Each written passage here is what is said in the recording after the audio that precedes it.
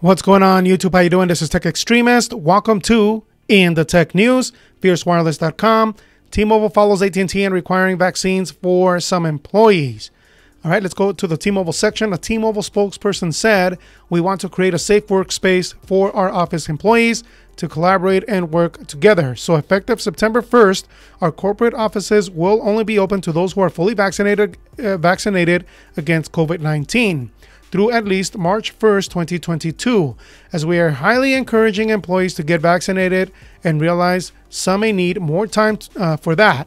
We have shifted our required return to the office date out to October 25th, but hope our employees will be back in the office sooner." Now, they're not mandating the vaccine, but if you go on to read the article a little bit further, it sure sounds like they really, really want you to get it.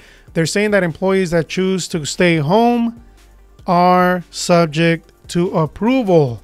So if I'm reading that and I'm a T-Mobile employee and I actually want to keep my job, you know, that's something that I might want to keep in mind when deciding on whether I want to get the vaccine or not.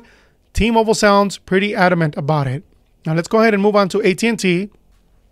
We're requiring management employees be vaccinated before entering a work location. In the interest of employee safety, we plan to begin discussions with our union partners to jointly align on a path forward for our union represented employees. That sounds like they really, really want you to get it as well. So T-Mobile and AT&T are being relatively pushy when it comes to this vaccine. AT&T is straight up saying they want to require it, but they're waiting on the unions. They have to negotiate with them first.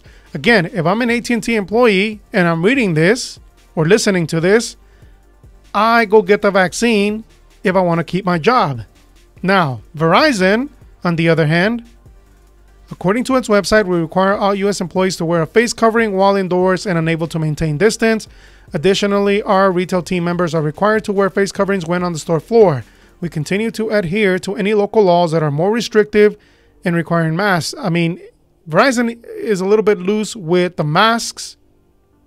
They are requiring it for indoors and unable to maintain distance, but they're not requiring it 100%, even if you can. So if you can maintain social distance, apparently you don't have to wear it. So I don't anticipate they're going to do any kind of mandate for the vaccine. So if you work for Verizon and you don't want to get the vaccine, you might be good to go. All right. So Dish, we have continued to follow all local, state, and federal requirements at our sites across the country and are constantly re-evaluating our policies in the face of evolving circumstances. At Boost Mobile, our independent wireless retailers take customers and team member safety very seriously. As with our corporate sites, each retailer follows all local, state, and federal requirements. So in other words, we're only going to do it as it pertains to the face masks if we are required to do it, which also means we're probably not going to mandate the vaccines. So if you work for Dish and you don't want to get the vaccine, you are likely to be okay. Now, US Cellular, a spokesperson wrote, "We haven't fully reopened our business offices, but for associates choosing to go to their office, we are requiring masks be worn except when sitting alone at their desk and socially distanced. When we determine that it is safe for our associates to return to their offices, we are taking an approach of coming together on purpose for a purpose." So again, it doesn't really sound like US Cellular is taking a very aggressive stance on this. They are requiring that you do wear masks if you cannot socially distance by the sounds of it, but no word on whether they are going to do vaccines. So that's an interesting take there. And they are saying that if you do have the vaccine, it is an optional thing. So they're not requiring the vaccine either. So there you go. AT&T and T-Mobile taking a more aggressive stance on this, whereas Verizon, US Cellular, and Dish are a little bit more lax. But anyway, let me know down in the comment section what your company is doing, especially if you work in the wireless industry. It would be really interesting to hear. But anyway, I really appreciate y'all watching.